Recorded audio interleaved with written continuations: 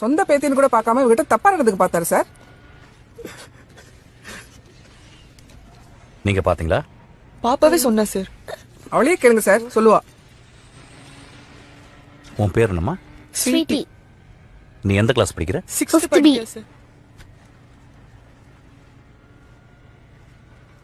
அதுதான் உனக்கு 5 கோடி ரூபாய் கிடைக்க போதே.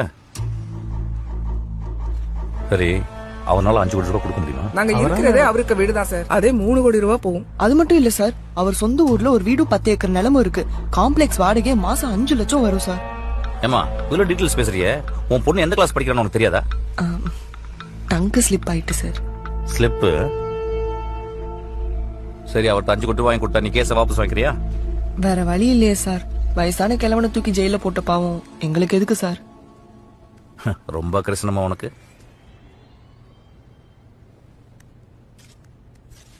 உனக்கெல்லாம் அறிவில்ல? நீ எல்லாம் ஒரு வக்கீலாயா? இல்ல சார், என் கட்சிக்காரர். உன் கட்சிக்காரா இல்ல உன் பங்குதாரரா? எதுக்கே லாபம் சொல்ற? இந்த மாதிரி கிரிமினல்ஸ்க்கு சப்போர்ட் பண்றதுக்கா? நல்ல வாயில வரும். மனசாட்சி இல்ல உனக்கு? நான் சொல்றத டைப் பண்ணுமா? பணம் பறிக்கிறதுக்காக ஒரு வயசானவர் மேல பொய் கேஸ் போட்டதுக்கும், கோர்ட் நேரத்தை வீணடிச்சதுக்கும் IPC 209 படி இவங்களுக்கு தலா 25,000 அபராதம் போடுது.